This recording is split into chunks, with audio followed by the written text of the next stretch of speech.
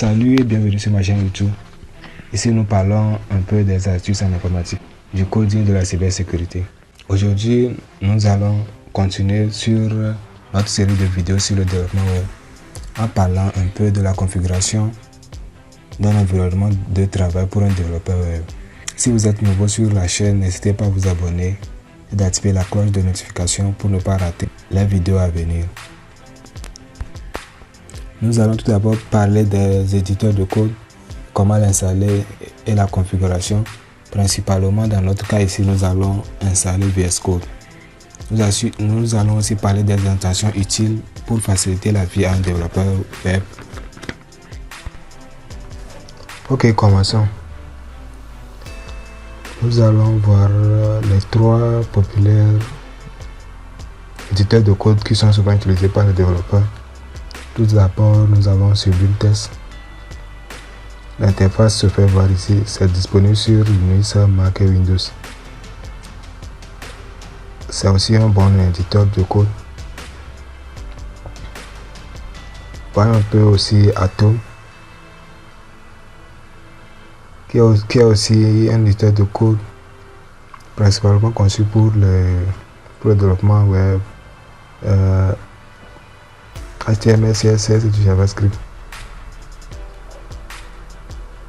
C'est aussi disponible sur Windows, Linux et le MacBook.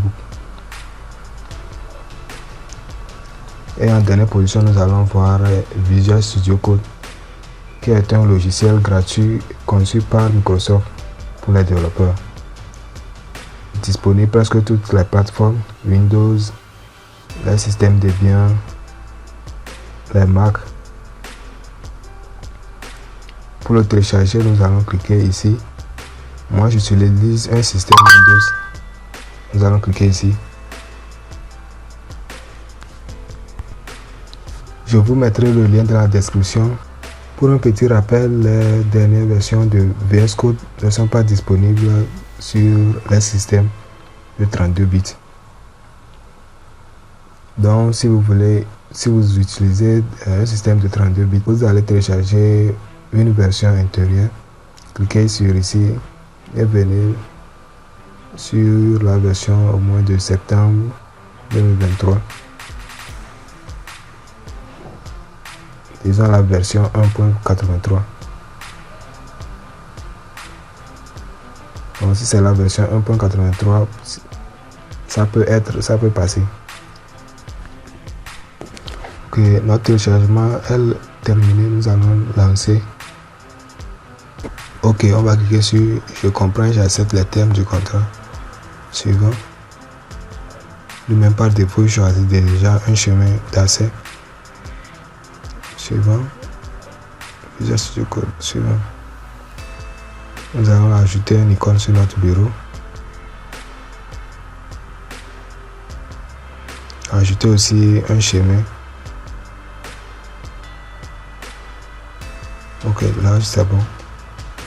Installer. L'installation va prendre quelques bouts de temps. Ok, notre installation est terminée. Nous allons cliquer sur terminer. Ça va exécuter et ouvrir VS Code. Voici un peu à quoi ressemble l'interface. On va vous demander de choisir un thème. On va prendre souvent, on va prendre le dark. Ok, maintenant c'est bien. Nous allons commencer par créer un nouveau fichier. Nous allons fermer cet onglet. Et ici, quand nous cliquons ici, c'est l'export. Nous allons explorer. Nous pouvons ici ouvrir un fichier ou bien un dossier. Ici, c'est la barre de recherche. Ici aussi, c'est pour cloner un fichier ou bien un dépôt de pub Git. Run le debug pour démarrer et faire un debug. Il y a les extensions Ici c'est le setting. Ok, en haut nous avons File, Edit. Si nous cliquons dessus, ici aussi nous pouvons ajouter un nouveau fichier,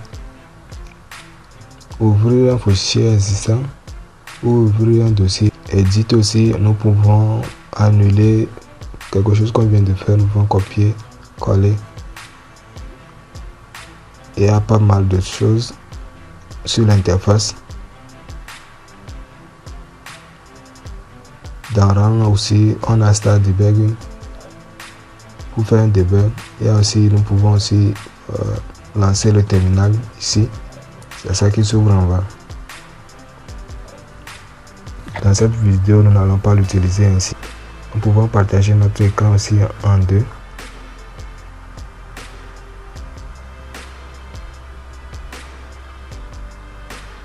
Il y a plein d'options.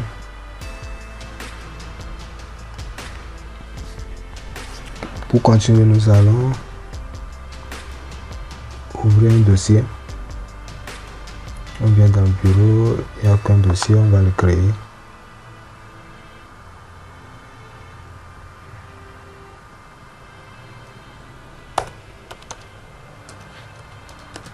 Train HTML. On va sélectionner ce dossier.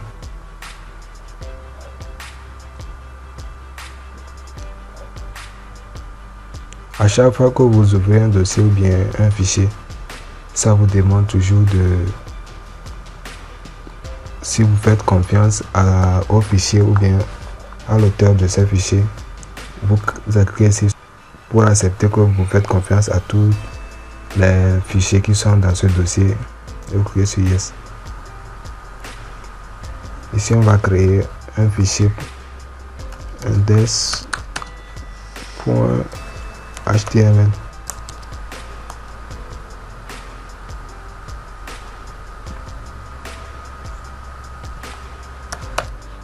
Avec ça, on peut commencer déjà par coder. Dans body, on a juste un petit première page web. Pour les bonnes pratiques, avec ce point, cela signifie que ce n'est pas sauvegardé. Nous allons cliquer sur S. Pour les bonnes manières, nous allons configurer dans les paramètres. Nous allons entrer dans Setting. Ici, nous avions Autosave qui est à Off. Moi, j'ai l'habitude de le mettre After Delay. Donc, à chaque fois qu'on arrête notre code, lui-même va s'auto-enregistrer. C'est une bonne pratique d'ailleurs pour nous aider. On va fermer l'onglet. Maintenant, quand on revient, on tape par exemple paragraphe. Vous voyez que c'est enregistré. Par exemple, bienvenue.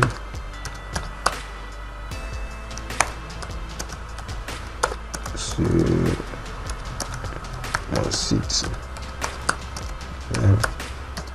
Donc tout s'enregistre automatiquement. Pour voir ce que ce données affiche, nous allons rentrer dans le dossier bureau, dans notre dossier et le lancer.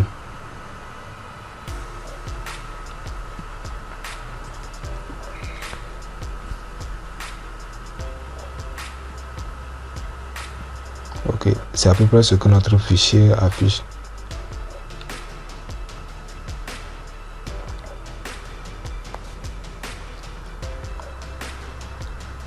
Nous allons parler de 7 extensions nécessaires et qui vont beaucoup nous aider pour bien coder.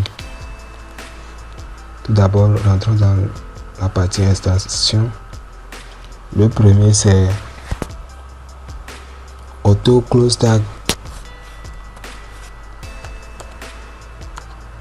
Auto Close Tag.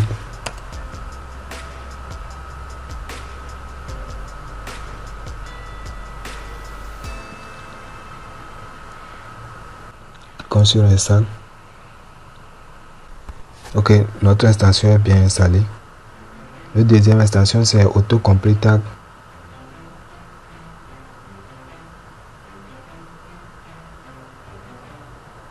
Avec cette extension, c'est capable de compléter et lui-même renommer à chaque fois que nous avions renommé le début d'une tag. Quand je suis installé, ok, l'installation est finie. Nous allons un peu essayer de voir ce que ça va donner. Venons ici un peu, cliquons sur H2. Par exemple, si nous venons, nous changeons ici en H3, ça change automatiquement. C'est ce que fait Autocomplete Tag. Si nous changeons aussi ça un peu, ça change automatiquement.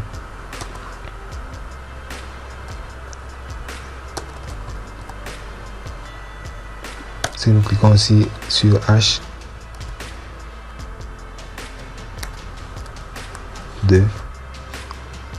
à la fin, si nous fermons, lui-même, il ferme automatiquement. C'est ce que Autoclose Tag fait.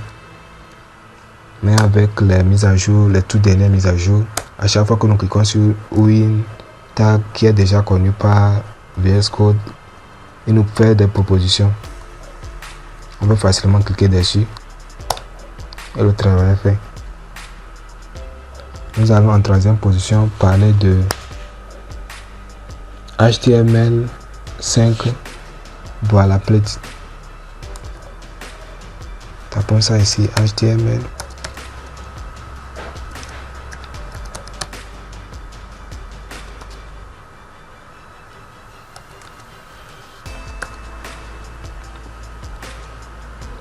C'est ça ici.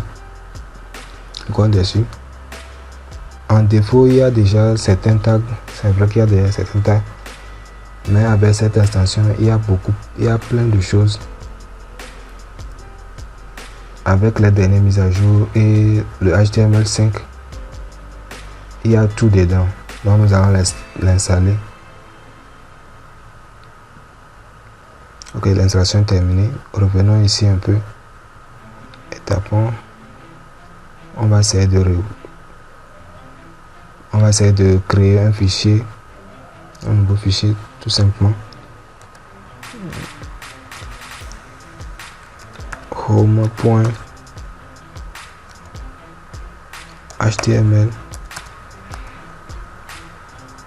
Et bien si on tape HTML, c'est ça qui se fait voir ici, HTML pour la page.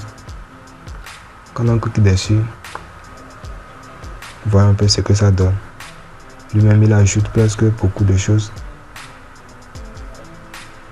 avec une configuration déjà bien présentée. Nous avons les méta, il ajoute aussi les méta, les liens, les links. Donc presque le travail est bien fait. Et avec ça aussi il y a plusieurs tags. Si nous commençons quelque chose, lui-même il affiche plein de choses pour nous donne des propositions. C'est aussi une bonne extension qui nous permet de vite coder en HTML. Notre quatrième extension est Live Server. Nous allons le taper ici. C'est ça ici.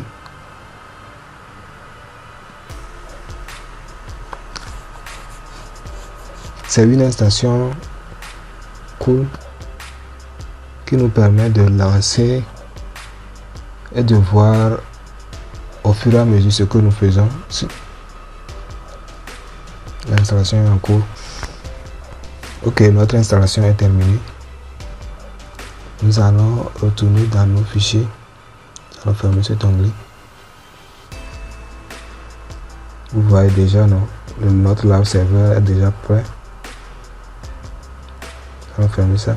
Si nous venons sur une page, par exemple, nous cliquons sur Go Live, ça va automatiquement, nous allons l'autoriser. Vous voyez un peu, ça va automatiquement nous ouvrir la page. Il nous crée une adresse et nous lance un serveur. Nous nous allons tout d'abord faire autoriser. Nous allons essayer de partager un peu notre écran pour voir ce que ça donne. Fermer ici.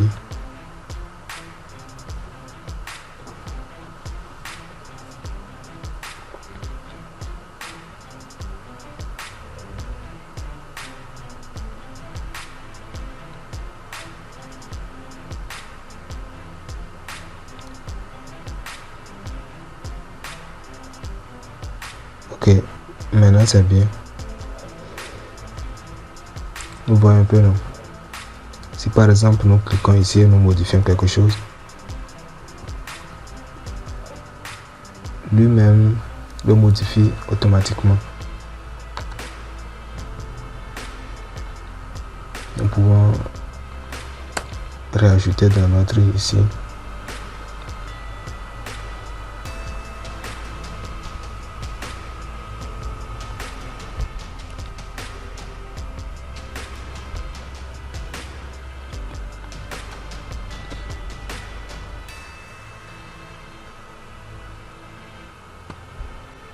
Ok, avec notre tag H2, commençons par taper. Il y a déjà bienvenue. Salut. Vous voyez à peu près. Salut les amis. On n'a pas besoin d'à chaque fois rafraîchir notre page pour voir ce qui est changé dedans. Il suffit tout simplement de lancer le serveur ici, par ici, et nous voyons que le travail fait pour nous. À la fin, on peut cliquer ici pour fermer notre serveur. C'est bon. Nous allons parler de notre 5e extension qu'on appelle Lorem Ipsum. Tapons ça ici, Lorem.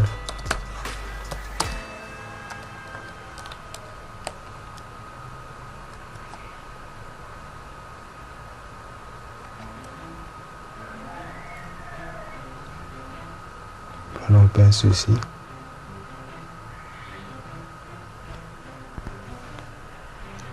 Cliquons sur l'installer.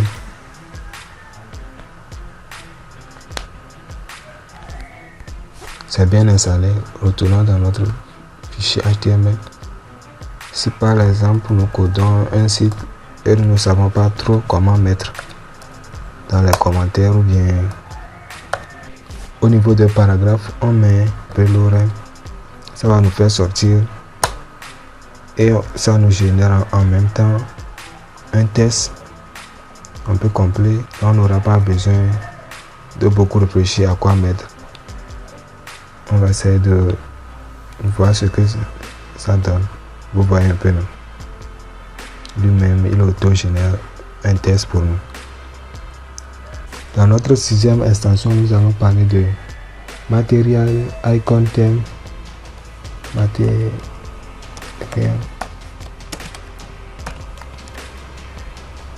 Icon Theme. C'est ça ici. Nous allons l'installer.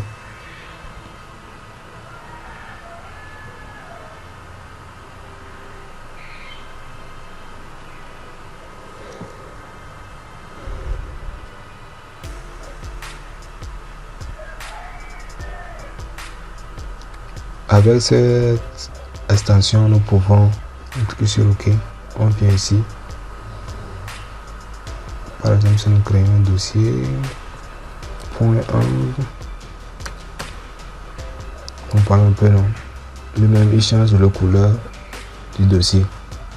Si nous créons, ok, on va créer un fichier aussi CSS. Il nous le colore en bleu avec un S ici. Si nous rentrons par exemple dans ce fichier, dans ce dossier, nous créons un fichier style.css. Vous voyez un peu, tout est changé pour nous. C'est à peu près ce que Material Icon fait. Ça nous rend tout devient un peu joli. C'est ainsi que nous créons aussi un dossier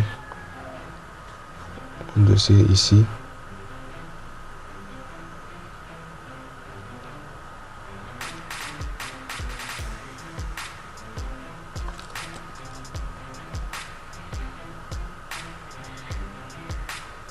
Un dossier JS. Ça change la couleur du dossier en jaune et c'est écrit JavaScript. Nous allons cliquer sur CTRL. Donc cliquer sur CTRL plus pour faire grandir et voir un peu ce que ça donne. Vous voyez un peu les dossiers. Nous allons parler de notre 7e extension qui est Prettier. Rentrons dans l'extension. On va taper ici Prettier.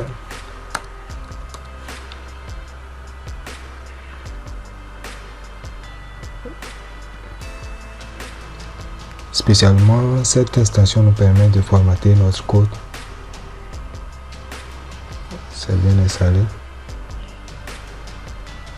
Et nous allons commencer par taper par exemple const. Nous allons commencer par créer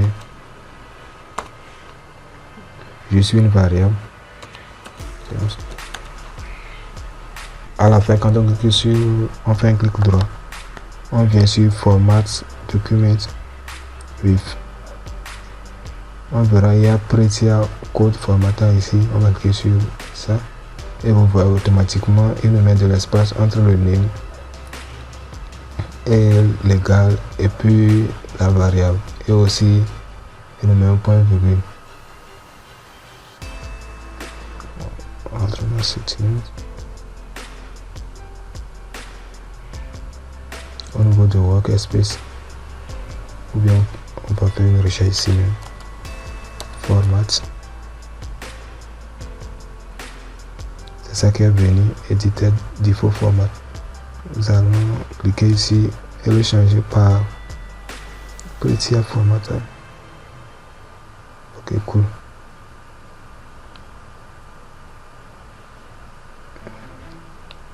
Retournons dans l'autre. Fermons cet onglet. Retournons un peu ici. Quand on va commencer par faire quelque chose. Quand on va rester aussi dans HTML. On va commencer par taper. Vous voyez, non? Quand j'appuie sur CTRL S, lui-même nous formate notre fichier. Et notre paragraphe c'est aligné, c'est coupé un peu pour que c'est mis en paragraphe. Donc à chaque fois que par exemple ici on va taper quelque chose et mettre de l'espace avant de taper un autre mot, quand on va appuyer sur CTRL S, ça va nous les rapprocher. Ok, nous sommes presque à la fin de notre vidéo. Merci à tous. Si vous avez aimé la vidéo, n'hésitez pas à cliquer sur la pouce pour l'aimer et le partager avec vos amis.